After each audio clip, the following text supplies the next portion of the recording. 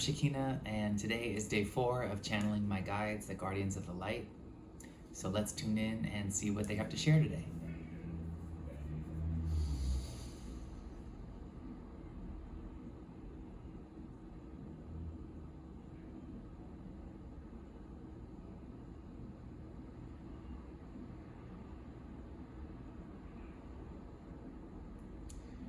Greetings, we are the Guardians of the Light, and we are so pleased to be with you today. We come forward today to talk to you about protection and perseverance, and how to remain calm and centered during these times of confusion. There are so many forces at work today that are intending to keep you stuck in a place of fear and confusion. You don't have to look far to experience these tactics, whether you are talking about spiritual warfare or military warfare or misinformation or religious doctrine. It seems that everywhere you look nowadays, there is someone telling you how you should think and feel and act. And in order to remain rooted in your center, you have to know how to shield yourself from these influences and practice discernment so that you can determine what information to take in as truth. This is all the more confusing in the age of AI, and so the skill building around discernment is of utmost importance. So let's start there. What is discernment? Well, it might seem as though it's easy to think about knowing what's right and wrong and knowing what's black and white, but in the age of non-duality, fact can appear much more ambiguous. And we've seen this in all sorts of manipulations of the truth, but truth itself has a very particular resonance. It vibrates, as we have mentioned in our previous message, in the frequency of love. These things are almost inseparable, truth and love. The energy of love cannot support lies or falsehoods, and the energy of truth cannot support hatred or other sort of manipulative misdeeds. So when you tune into a frequency that feels uncomfortable to you, you have to ask yourself, is this resonating with truth? Is this resonating with love? And again, these are not the typical hallmark definitions of what truth and love might be. Sometimes truth can be painful and difficult. Sometimes truth might appear destructive at first or disruptive.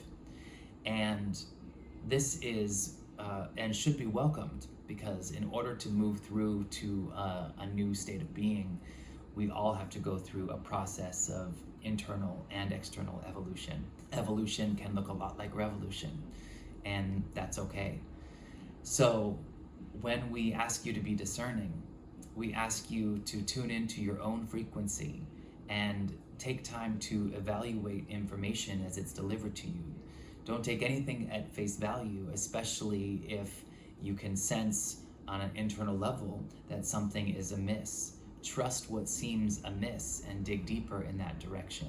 Now, we're not suggesting that you become a conspiracy theorist or a cynic. We are also not asking you to be gullible or easily manipulated. We're asking you to hone in on your ability to evaluate information as it's presented to you, and to, from that place of evaluation, take a closer look at the factors at play in terms of how that information is delivered to you, who is delivering that information, how that information resonates with you, sits with you, makes you feel and makes you think. And you might want to tune into your body and see if you can feel yourself leaning into or pulling away from that information, and then ask yourself, why am I leaning into or pulling away from this information? Does this information validate an implicit bias that I already carry?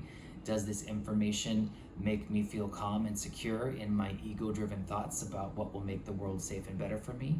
Or does this information make me lean in because It speaks to an inner knowing that I feel. Does this information make me lean in an inquiry as to why I feel compelled to listen further? Am I being drawn toward a truth I don't understand? Am I being drawn toward an idea or a concept that I haven't fully explored that I could benefit from learning more about? Similarly, in terms of pulling back, am I resisting information because it threatens a worldview that keeps my ego safe? Or am I resisting information because I have a sense that there is a tactic of power or manipulation or confusion at play in the delivery of this information? So these are some basic tools of discernment, right? There is your intellect, there is your emotions. What does this information make you think? How does this information make you feel? And then there is the physical resonance. Where in your body do you feel tension or release? A locking up of your energetic centers, a tightening of your chest or jaw, or a furrowing of your brow, or a softening and an opening in your heart and your throat that might tend to make you feel a sense of allowance. And you can trust those signals from your body, because those signals from your body are operating in a completely different system than your mind and your emotion. And while they're all connected, you can trust the communication that your soul is giving to you through the physical mechanism of your body. So as we practice discernment, we learn how to listen to the cues that our body is giving us, independent of our mind, our thoughts, and our emotions, our feelings. This is when we speak of extrasensory perception. Part of what we are implying is that the physical form of your body actually has many more tools at work that we've been severed from in our human connection in our day-to-day lives. And deepening your practices around somatics, practices of yoga, practices of physical body mindfulness, all of these things will assist you when you're using your body as a sort of dowsing rod in determining truth through discernment. In addition to discernment, I mentioned earlier shielding. Shielding is a very important energetic practice that allows you to ward off what might be otherwise invisible energies that can tend to affect your overall organic system, not just your physical body, but also your energetic body, your light body, the ways that your body is moving and receiving information through your chakra centers. So, what does shielding look like?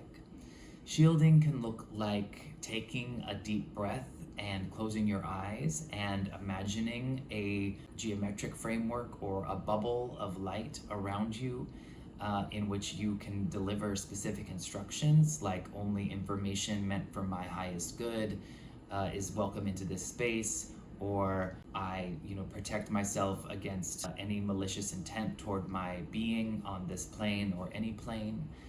So, and setting an intention around your kinesphere, the reach of your physical body and the reach of your energetic body, is a great way to visualize establishing a boundary in which harmful energies aren't given permission to access you. Oftentimes, we give ourselves over to these harmful influences through a process of coercion and consent, where we're not exactly certain that we're giving permission and allowance for things to affect us, but because of the ways we take in information and are inundated with visual culture, we can be receptors to information, and through that information, thoughts and feelings and physical effects that we don't actually intend to take on, but we end up accumulating. So through a process of shielding,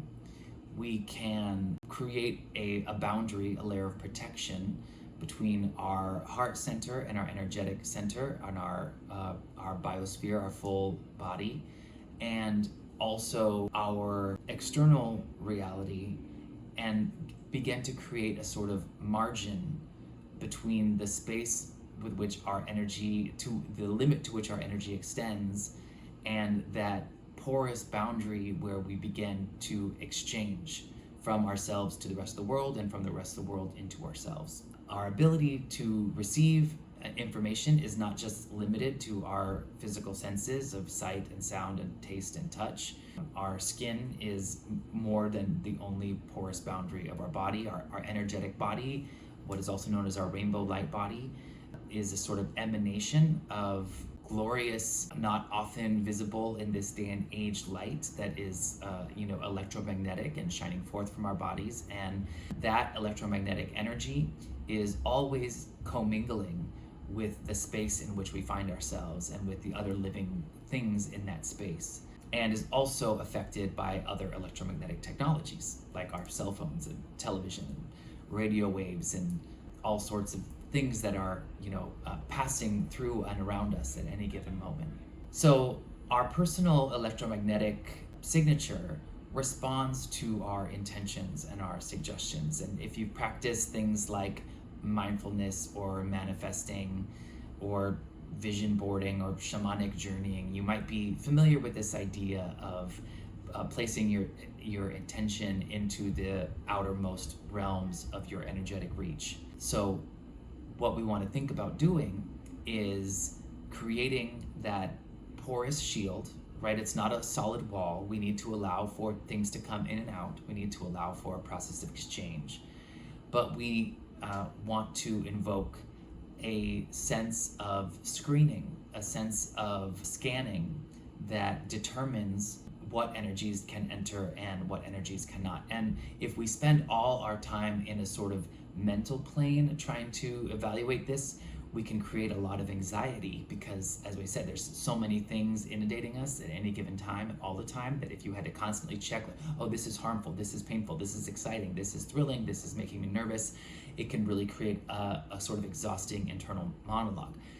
You can, however, dedicate at least a portion of that screening work to your own electromagnetic signature, to your kinesphere, your biosphere, your rainbow light body, this aura around you that is doing a lot of the filtering work.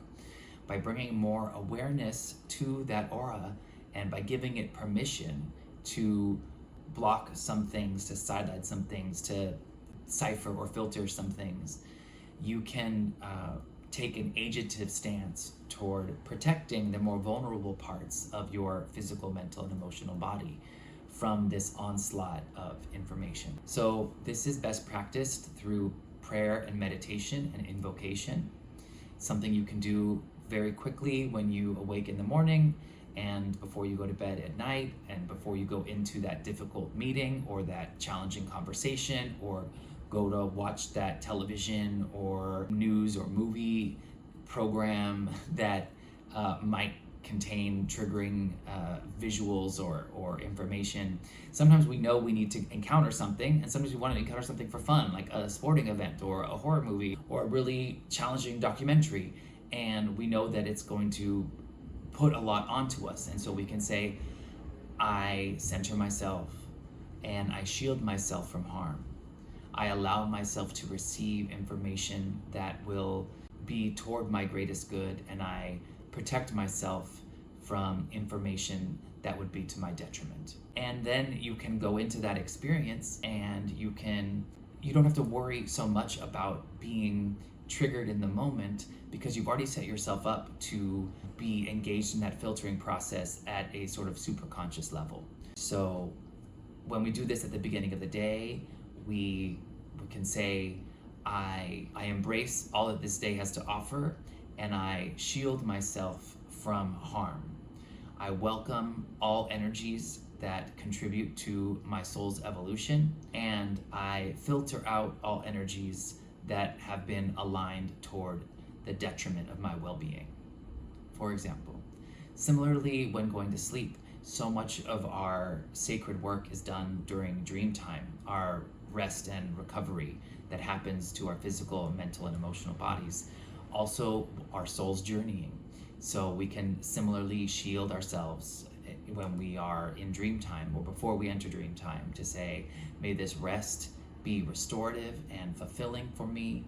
I welcome all learnings and journeys that my soul wishes to undertake during this time of rest, and I shield myself from any harmful energies that may wish to interfere with the regeneration of my being.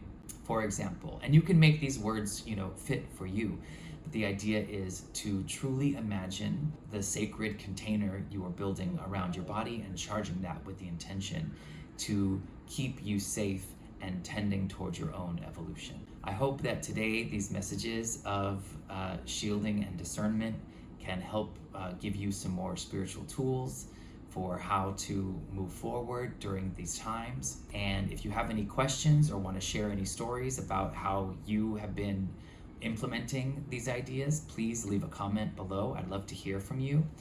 And as always, please like and subscribe to this channel if you want to hear more, and feel free to share this video with anyone for whom you think might take an interest in the subject matter. It's been my pleasure to sit with you and to bring forward the Guardians of the Light. I hope that you have a wonderful day, and I'll see you back here tomorrow.